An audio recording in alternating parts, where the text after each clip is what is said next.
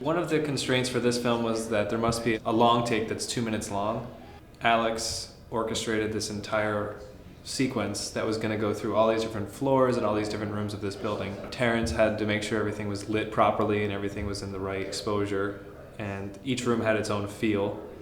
And then Michael and I had to follow around Dan, who plays Adam, throughout all the scenes and not mess up at all. Our goal was to shoot a 2+ minute long take, and that Alex decided to go super ambitious with. Multiple floors, multiple groups of people, a lot of different things happening. Who wants to be at the party and has an outfit that can switch to funeral easily? Does anybody have that? I can do I do. that. I can do that. Very high.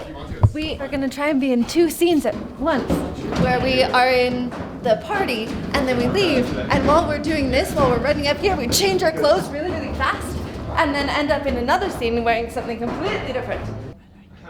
So everything has to be rehearsed, and everything has to be placed very delicately because the camera has to hit its marks, and we have to be exactly where we should be every single time. It's probably going to be the most epic shot of Finite history.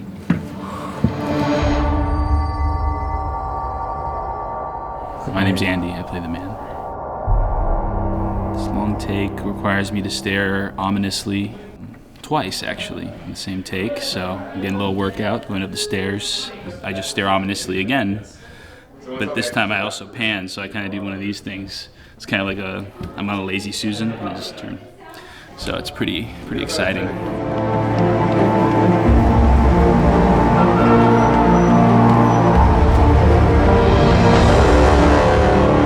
Places, quiet.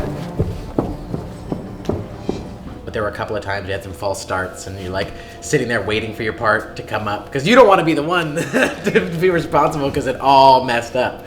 When it's only one take, you got to have everything perfect, and it makes you nervous. There you are! What the hell happened? We've been trying your cell phone all day. Scott is pissed. Where have you been? Where are you going? Don't just walk away from me.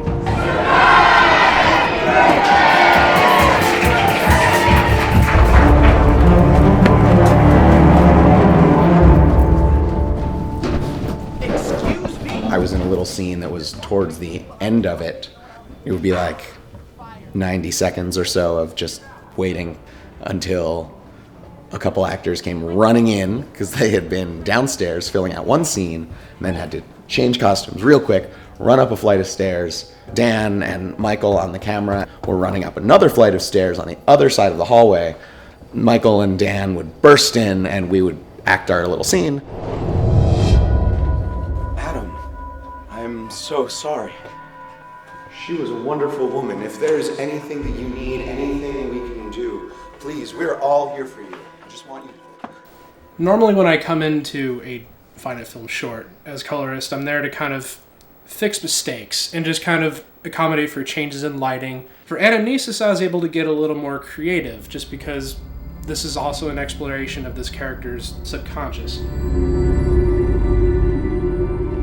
And the long take is interesting because it really is just a single shot. There's no cuts, there's no nothing, it's really a single shot. In terms of lighting, it was an interesting challenge because some parts of this office building look different than others.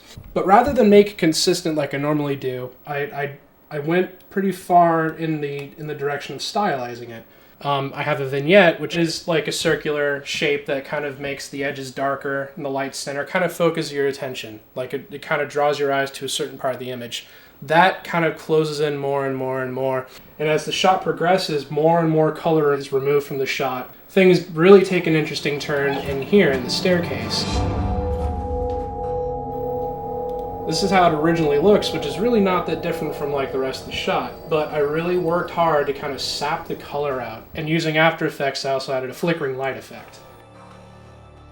Because this is a film that doesn't take place in any sort of real-life scenario or situation, I could really kind of make things much more colorful and vibrant and dreamlike than they were before, or I could make them far more desaturated and far more horrifying than it was originally shot. This is a film just not only through color correction, but also through sound design, where it really, really all comes together, and post-production is very important for a film like this. Like those sorts of touches really add a lot to the film.